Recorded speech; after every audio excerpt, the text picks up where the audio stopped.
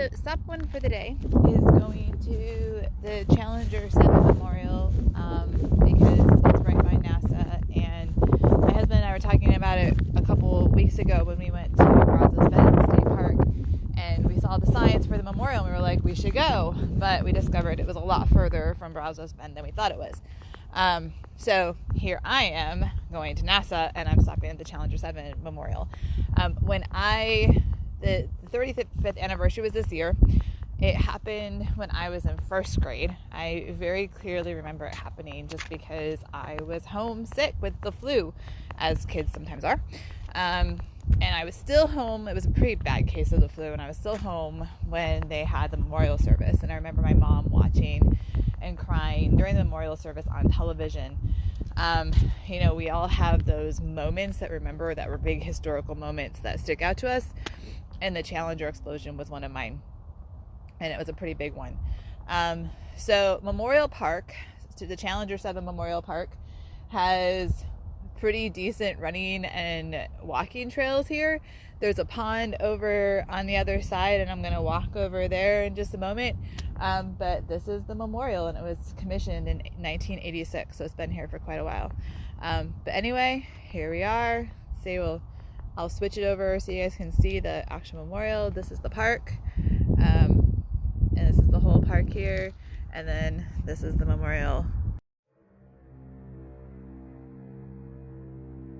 I'm at NASA, and I'm going to show, this is the entrance to NASA, and I will be going around, and hopefully I can get on the tour to the training facility at 10:20. But it's a pretty empty parking lot because it's the middle of the week and no one's here, so yay. But I should be checking things out shortly.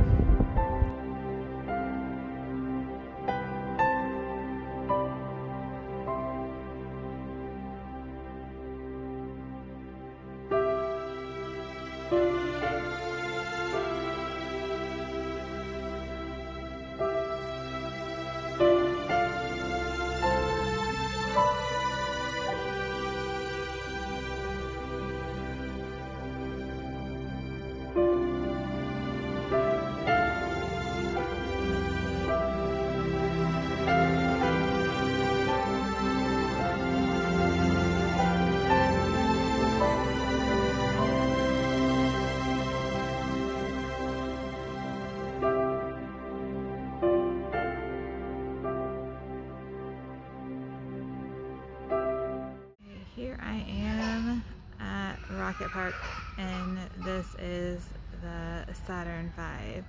This is the very tip of it, and that's the whole length of it.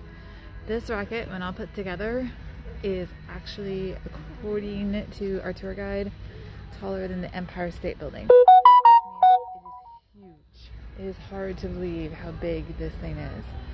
You can go all the way down. This is the capsule that they would have used to get into space if they hadn't canceled the Apollo missions with Apollo 18. And then this takes it all the way down. I can't go all the way down to the end right now because they've got everything pretty much locked down for COVID restrictions.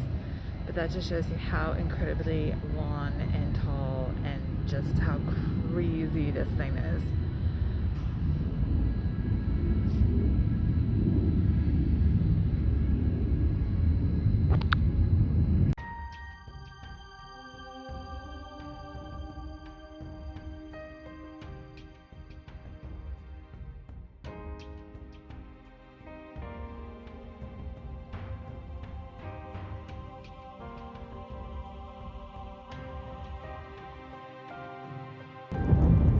So I've got the space shuttle behind me, and final thoughts after being at NASA for almost 3 hours. First of all, you could spend an entire day here and you would still never read or watch everything that's available to you. It is the learning experience. If you care about science and technology and history, there's something for everybody here.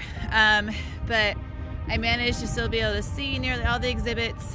There's a couple things that are still closed, like right now because of COVID-19, you can't go into Mission Control. The new Mission Control, they've revamped Mission Control, so they have the historic Mission Control that is supposed to look like it did in the 1960s, and I was really excited to hopefully be able to see that at some point, but you can't do that right now because they're trying to keep people healthy and trying to keep anybody that could possibly get sick not sick in Mission Control, so that's fine. Someday I'll be able to come back here and go there and see everything revamped, and it's well worth the full day. I mean, there's a ton to learn here. The kids, and if you have kids, they can learn a lot and they can see a lot. It's a good experience. We had an amazing tour guide that took us through the Saturn V and looked at all the Saturn V rockets, and explained everything from the whole, like how each piece came off. I missed the first half because I was showing you guys other stuff.